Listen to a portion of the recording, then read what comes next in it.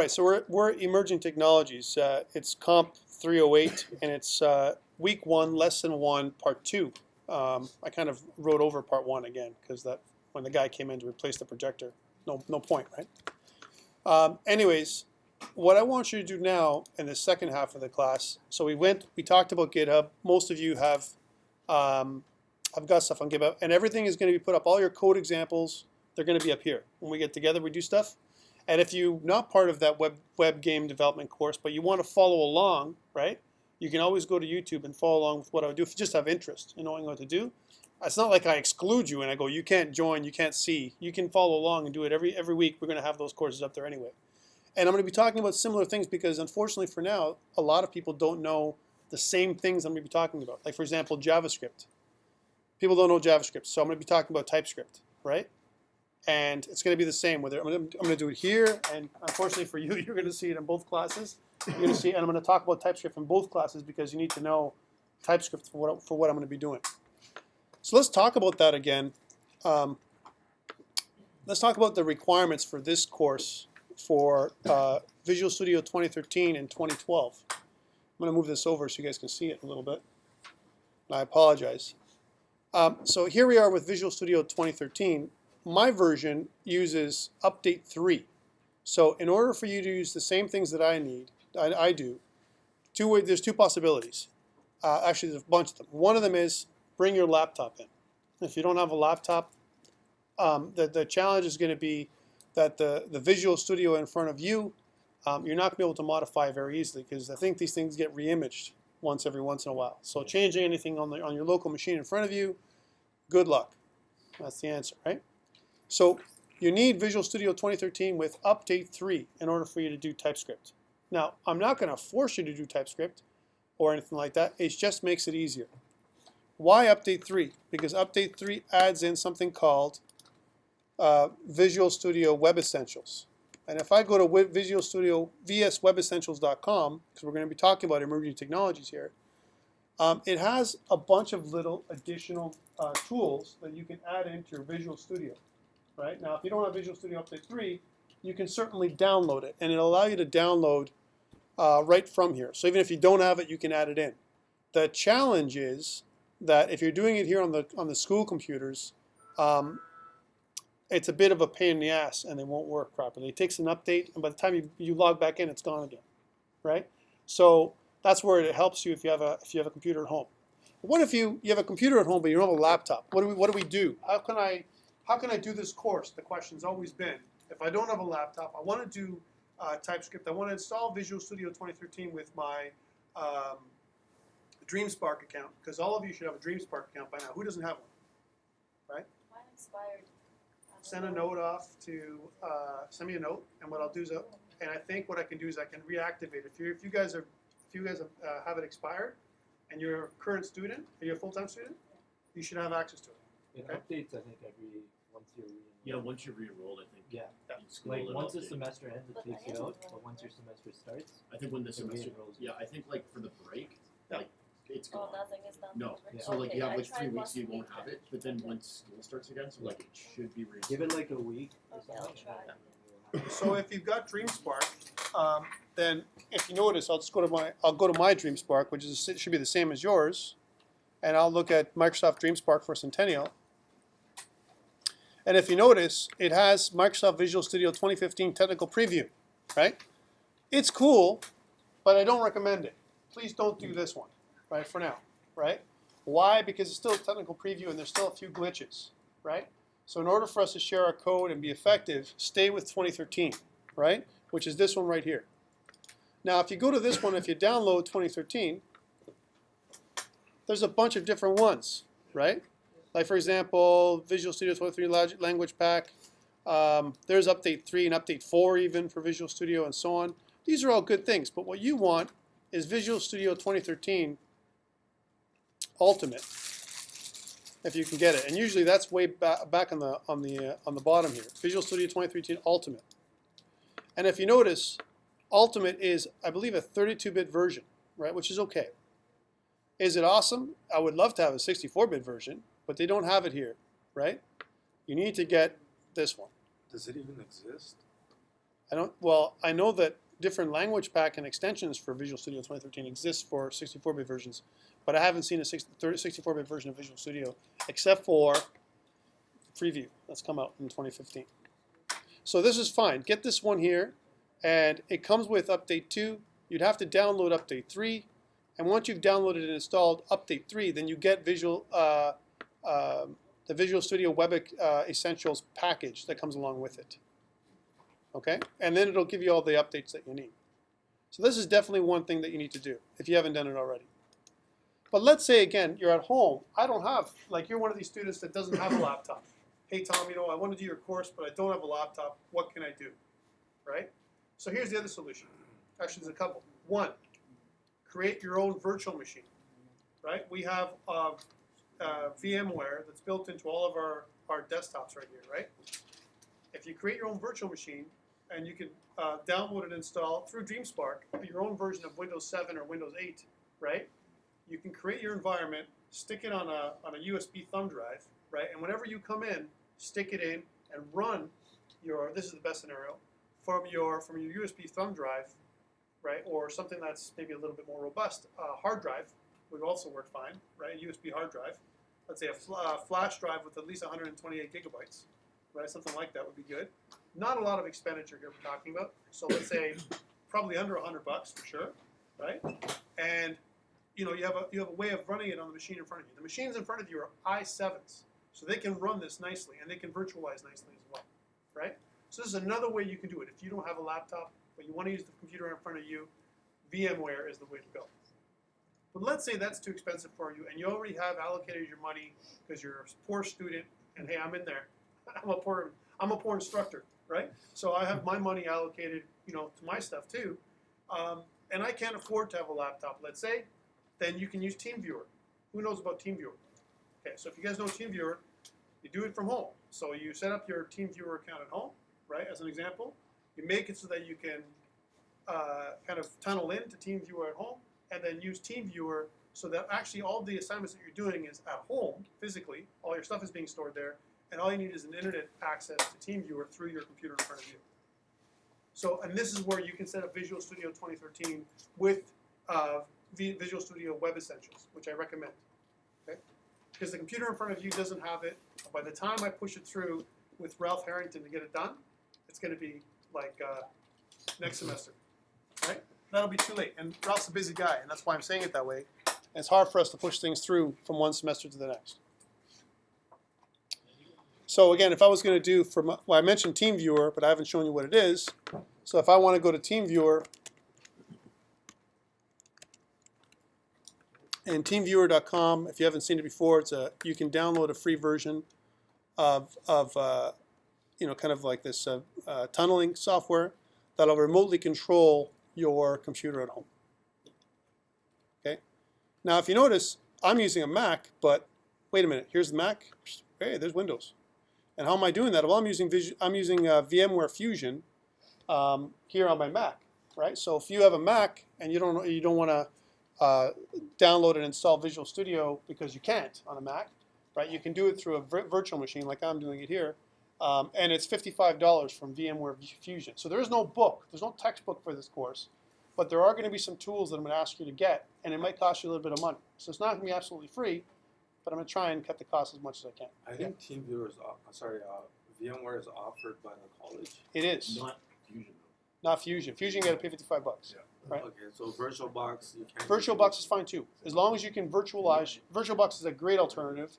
You can totally set up Windows 7, Windows 8, 8.1, no problem on VirtualBox. If you're a Linux user, if you hate Windows and you don't like Mac, and you're a Linux user because that's the kind of guy you are or girl, hey, that's cool too. You can still virtualize on Linux as well with VirtualBox. I think there's a caveat where if you have Hyper-V turned on on your Windows machine, VirtualBox automatically gets disabled somehow. You have to make some adjustments. That's why I'm saying, to me, the reason why I don't use VirtualBox and I don't use Parallels for Mac is because I found the most compatible software for me is VMware. That's me, right? You don't have to do that. I could have used Boot Camp too, right? I just don't agree with it. I think I'd rather virtualize than set up my machine in different ways. All right, so that's my environment. So for you, in order for you to have a similar environment, this is where we're getting to. I'm trying to set up your environment for the first time. This is the first day, so I'm saying set up your environment so you have Visual Studio 2013 somehow. Okay, that's my recommendation. Otherwise, you're going to be hamstrung a little bit when we do this course together, right? Okay, worst case scenario. Let's say you can't do any of that stuff. Somehow you can't afford a thumb drive. You don't have a computer at home because you just don't, right? Not everyone can afford one. And you want to use the computer here in front of you. What can you do? You can do it without, right? There are other software that you can download. For example, you could do it with Sublime Text if you really want to, right? Sublime Text it's not free and open source, but there is a free version that you can download. And I'm just going to go to Sublime Text for a second just to kind of show you. And we're talking IDEs now, right? So Sublime Text, and if you notice, I'm using the unregistered version as well, right? But you can also buy the registered version. And what it allows you to do, and I'm using Sublime Text 3, which is something you can download. You can download and install Sublime Text. And it supports things like Emmett, which is what we're going to be talking about a little bit today, as well as you can do stuff with Visual Studio because we're going to be using Visual Studio for web, right? So that's why I'm using Visual Studio Web Essentials, right? We're not doing Visual Studio for C#, right, that you'll be using for your software development. We're using web, right? And someone say, well, why, Tom, are you using Visual Studio for web development? Because what about Dreamweaver? What about Brackets? What about Sublime? What about Coda? What about, and so on, right? But yeah, I could use any of those IDEs. Every one of them has their advantages and disadvantages. I'm choosing Visual Studio because you know Visual Studio. You've been using Visual Studio now here at the college, what, for at least a couple of years, right? So this would be, you know, the semester where you're going to use Visual Studio for web. And how do we do that? I'm not going to create an ASP.NET application because that's not what we're going to be creating here. And when we talk about emerging technologies, in my mind, I don't see ASP.NET as an emerging technology, although the people at Microsoft would argue with me, right? So I'm just telling you, this is the way. And from a marketability perspective, if you want to get a job, right, ASP.NET is a very popular framework, right? So should you learn it on your own? I'm not sure if they teach it here at the college. They do a little bit. Yeah. You should know it, Kind of. right? Teach it. They should know a little bit of ASP.NET. What I recommended as my favorite platform, probably not. Because for ASP.NET to work, you need an IIS server on the back end, working on a Windows Server machine, and it's very proprietary. So for me, I'm an open source kind of guy, and that's why I go with kind of open source technologies, which is what this course is all about, right? Emerging technologies, mostly open source. Okay, so if you can't do it, you can use Sublime. You could also use Brackets. I'm showing you the version of the code that I have here on Mac, but it's also available for Windows. Again, they get an update. They have versions of Brackets and Sublime for all platforms. It's cross-platform, and it also supports things like Emmett and Visual Studio. The stuff we're going to do with Visual Studio without using Visual Studio. So if you're against Visual Studio, you certainly can use another kind of browser, right? The challenge is going to be TypeScript. TypeScript is not well supported outside of Visual Studio.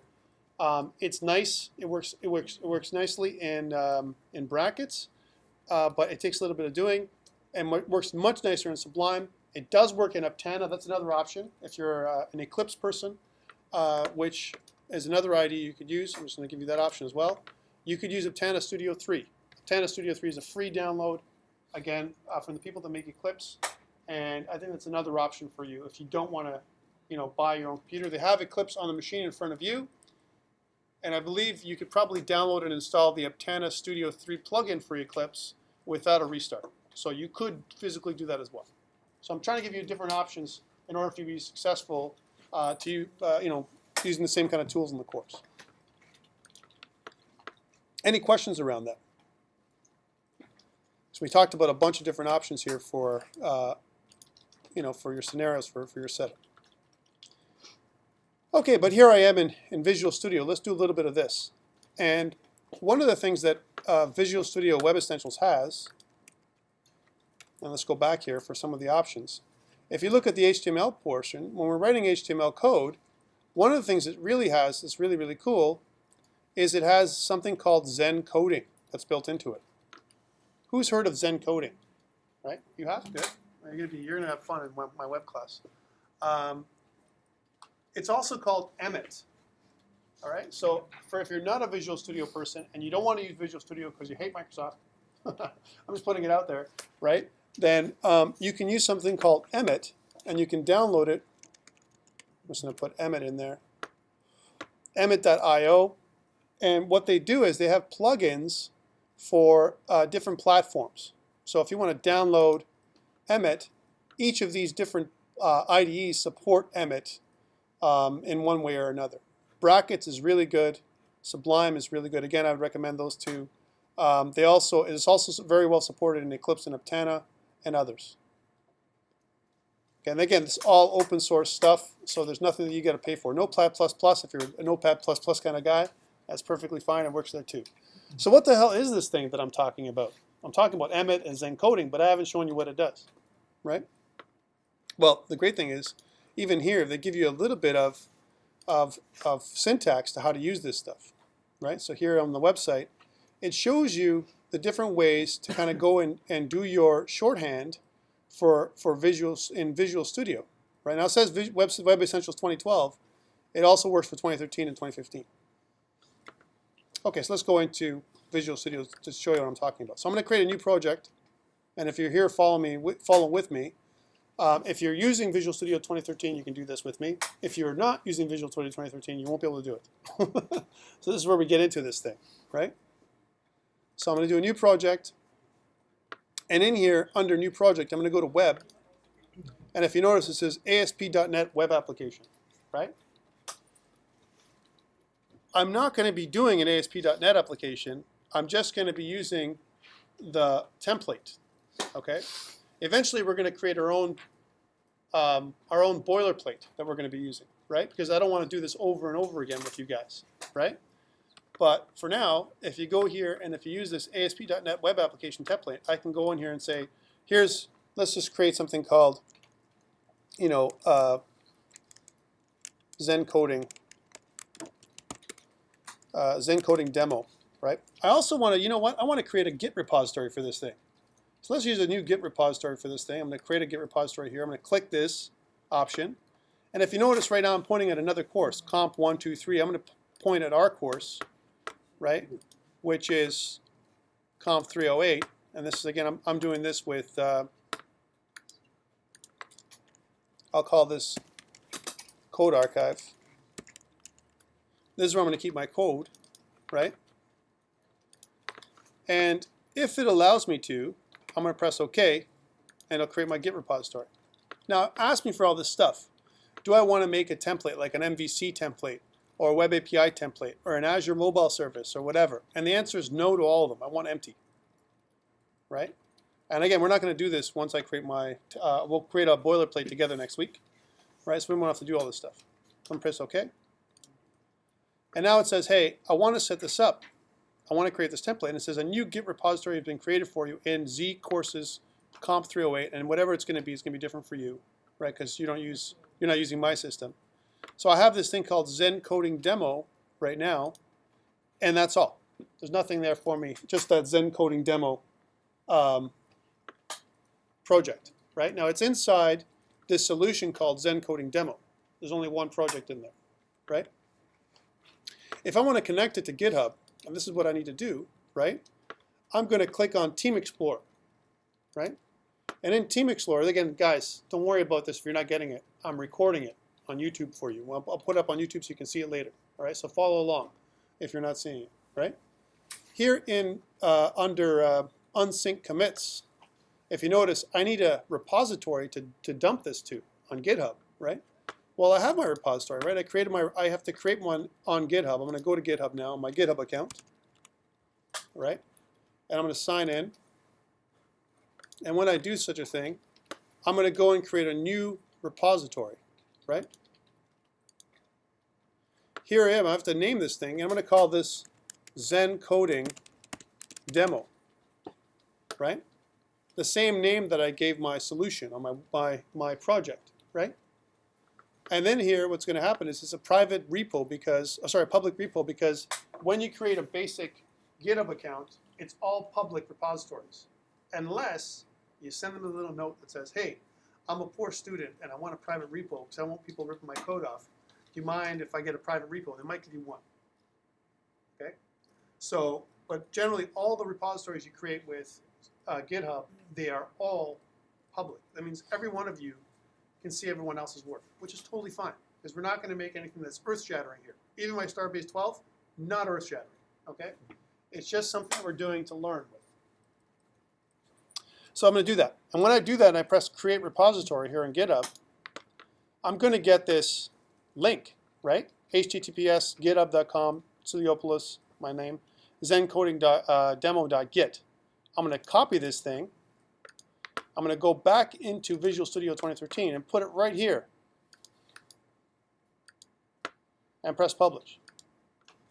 Now, if everything goes well, it says the origin's been kind of added in, and if I go back to my repository and refresh, then I see that I've added in a git ignore and some git attributes, and here I've got this latest Zen coding demo that I've kind of put up. Okay, now if you want to go there and see it, go up on my site, and you can see this for yourself. If you want to follow along with from a coding perspective, go on my site. It's there. Right now there's nothing there. It's just this, right? Okay, so let's go back to Visual Studio 2013. And I'm going to go out of Team Explorer. I'm going to go back to Solution Explorer on the bottom, right? And if you notice, there's not really any files, right? So I'm going to add in my first index.html file. So I'm going to right-click. I'm going to go Add, right? And I'm going to go, and this view would be available on Visual Studio 2013 with Visual Studio Web Essentials. Otherwise, you won't see exactly what I'm seeing. I'm going to add an HTML page. And it's going to ask me what the page is going to be called. Obviously, I'm going to call it something like default or index. You can call it whatever you like.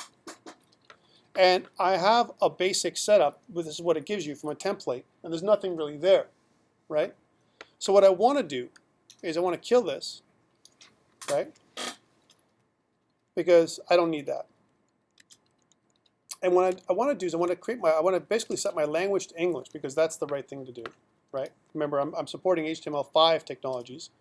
Right? My doc type is correct. It's HTML, which is HTML5 compatible, right? And inside my header, I need to add a couple meta tags. The first meta tag that I add, I'm going to put meta, and inside there, I've got to kind of choose my character set as UTF-8.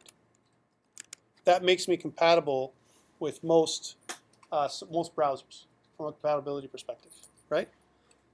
Now you can do this with any version of Visual Studio, not just Visual Studio 2013 with Web Essentials. So I haven't used any Web Essentials yet, right? And then the next piece is, you know, it's really around a content strategy. And if you notice, or is it name? Sorry, name is equal to viewport. And then from a content perspective, I've got to tell the viewport what's my minimum size, and it gives me some selections here. One of them is going to be width from my viewport is equal to the device width with an initial scale of 1, right? Now you can also choose user scalable no, which means I won't be able to modify how big my viewport is when I'm using the website. For now, let's just keep it initial scale is equal to 1. And then I've got to close off my meta tag. I'm going to add in a title that says demo for Zen coding, or maybe I'll say Zen coding demo.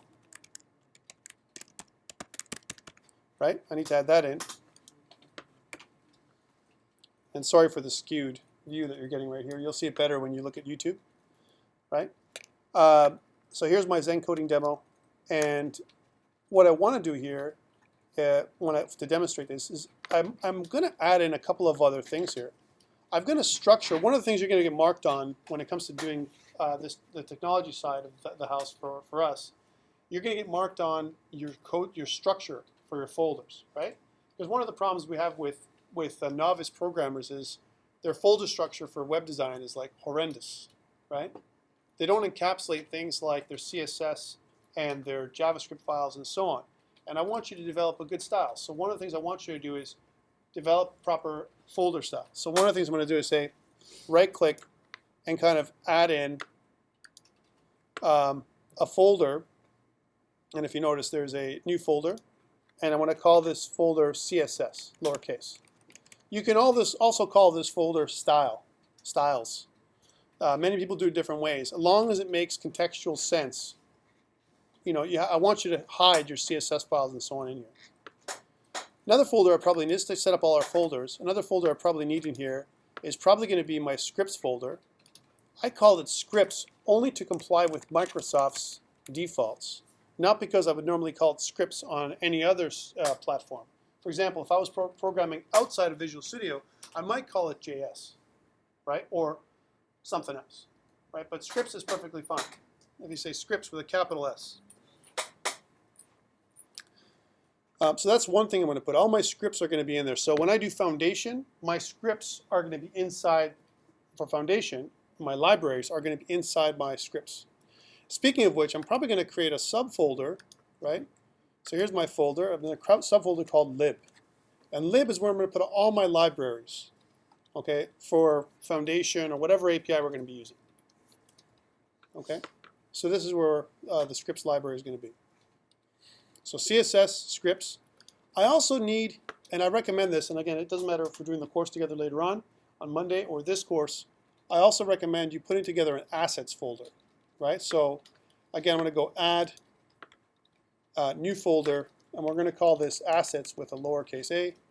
And underneath assets, I'm going to add a couple more folders. I'm going to put an images folder, right? I'm going to put a fonts folder. I'm going to put a, maybe a audio folder or a sounds folder. Let's just call it audio, right? And so on, something that makes sense. So all I'm doing is I'm organizing my folder structure here, right? Okay, let's add a basic CSS file. I'm going to right click, I'm going to go add, and I'm going to go, I'm going to add a style sheet, right? And here I'm just going to call this app.css. So this is my CSS for the app that I'm building. And if you notice, it gives me this kind of a stub, right? Now, even though I made my CSS, how do I add my CSS for those of you who remember how to do it? And if you've done web programming for lately, how do you know? How do I add it in normally? Link. I could do it that way. Yeah. Or just drag it. Drag and drop is what I like to do because I'm a lazy guy, right? So I'm going to drag and drop, right? And it's got to probably be underneath my title is what I'm going to do. So I'm going to kind of put it down here underneath my title, and I'm going to kind of say, kind of stuff like these are my style sheets, and we're going to add another style sheet later on. Right now, the app.css is fine. Also, I recommend when we do our JavaScript stuff together, if any JavaScript is done, we do it at the bottom of our file as opposed to the top. Why? Why am I doing it at the bottom of my file for JavaScript as opposed to the top of the file? If we put it on the front first, it will load first, so it might take. It might take time, right? The only thing I recommend putting on the top of in the header of your file for JavaScript is Modernizer. If we're going to use Modernizer to check functionality, right? And Modernizer would be a popular library that we use to check functionality, right? But for now, let's leave it the way it is, and I'm going to create a space for the scripts that I'm going to run. So in here, I'm going to make it, I'm going to just do some more comments, and I'm going to call this, scripts, right? And underneath my scripts, I'm going to add in a script in my scripts folder, and I'm going to make it, now this is the funky part, guys. Watch here how we go. I'm going to call it a TypeScript file, right, for now. I'm going to call this app.ts for TypeScript. When I do that, Visual Studio, this is the Visual Studio functionality for Visual Studio 2013. You guys won't be able to do that if you're following along, just to do this, and same with you, right? Once you do that, it adds in the TypeScript functionality right into Visual Studio. So if I press OK, it takes me to NuGet Packet Manager and tries to find any additional type definition libraries that I need for my TypeScript, right?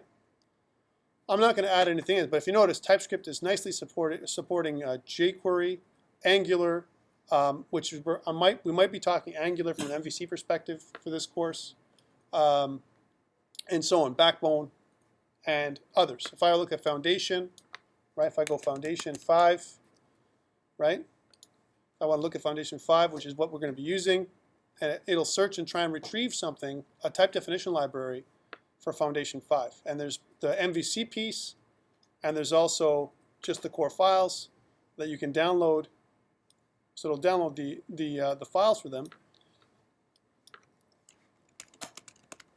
But it doesn't have a type definition for Foundation because usually we don't do a lot of stuff in JavaScript for Foundation anyway. It's all front-end stuff. It's all things that we're just reusing CSS. But if I want to, a lot of the stuff is we can find them in NuGet, in the NuGet packet manager.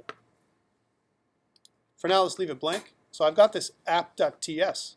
And the great thing about this is when I do stuff in JavaScript on this side, or sorry, TypeScript on this side, it does JavaScript on this side automatically. It transcompiles. Hey, just like that transporter technology from Star Trek. It transcompiles, right? And it creates your JavaScript, perfect JavaScript code on the other side. Let me give you an example of that. So here's the piece that I want you to, this is why I want to do TypeScript with you. So I define a class. I want to call it player. And inside my player class, as an example, I might have a couple of properties. And one of them would be, strength, right? So if I can spell it properly, strength, right?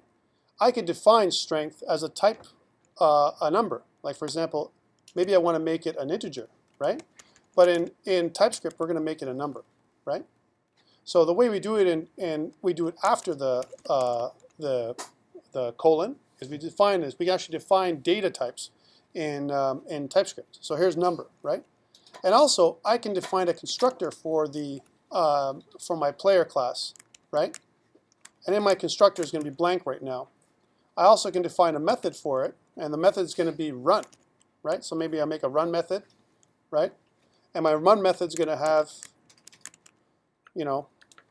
some kind of output, right? That's basically going to say, I'm running, right? So I'm going to say, console.debug, running. Right? I'm going to send it to the console.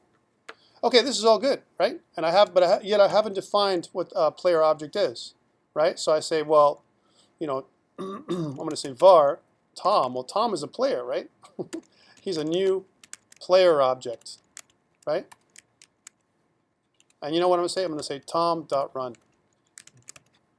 Okay. Now once I've done this and I save, bam, all the JavaScript is perfectly running on the right side in a perfect prototype format. Why would I write the JavaScript when I can run it in a perfect class type library like TypeScript, right? I'd rather run it there and then have my perfect prototype style classes defined and created in JavaScript. And that's why we're going to learn TypeScript. It's an emerging technology that Microsoft's supporting, and we're going to use that both for the web class that we're going to be doing and also for this stuff. For Zen coding, though, this is a Zen coding example. And by the way, if I want to add in my library here into my scripts file, I just drag and drop. And when I do that, guess what I get? I don't get the TS file, I get the JS file. So it automatically transcompiles and nicely goes into your file, right? Here, though, the Zen coding piece is like this. It's a shorthand. I normally would do something like this, right? Well, div tag, and in my div tag, I have my maybe a header tag, headline, and in my headline tag, maybe I want to define, just a moment, Zen coding, Zen coding, example, blah, blah, blah. I don't know how long it's taking.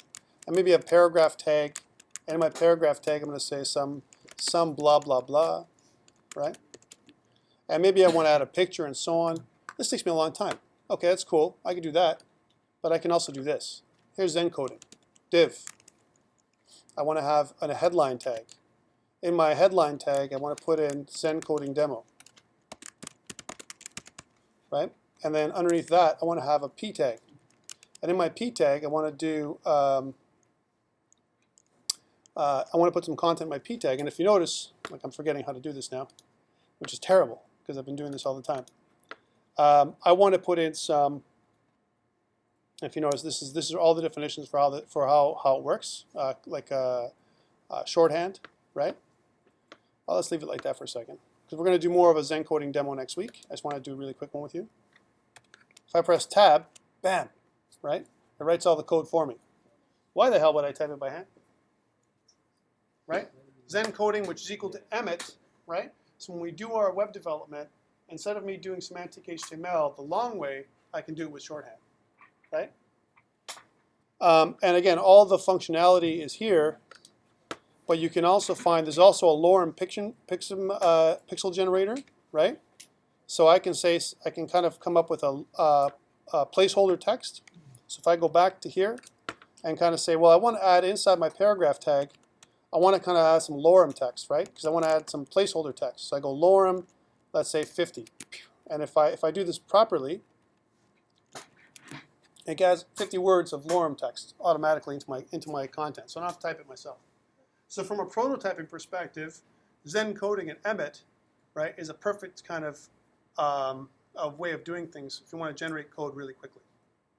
And on the other side, on the app side, you want to have something with like an app TS or whatever, or TypeScript, in order for us to use JavaScript, more in a stricter style, with the class, kind of the way we do classes that we're used to doing classes, not the way it's done in JavaScript with prototyping. So anyways, I'll leave you with those thoughts. This is kind of a preview of what we're going to be doing next week. We're going to be working on front end, and by next week I'll have kind of an updated version of a syllabus that I can show you as well. Okay? And that's it for me. Again, follow. Oh, whoa, one more thing. I forgot to do all this. I did all this stuff with GitHub, and I didn't update it. Let's update everything on GitHub for you to see it. So I'm going to go to changes. I'm going to make a commit. Created basic framework, I'll call it, if I can type. For boilerplate. I haven't done it yet. We'll make a commit. And once we committed these changes, and there's one untracked file, I'll add that in as well. app.js. So added untracked file, forgot.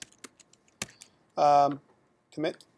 And if I go back up to here and go unsync commits and sync, right? It finalizes the push. And when I go back on GitHub and refresh, all the stuff we did here is here. It's up on GitHub for you. So when we do a live example, everything is going to be on GitHub, so you don't have to worry about not knowing how to do everything. Or if you want to follow along, it's all up there.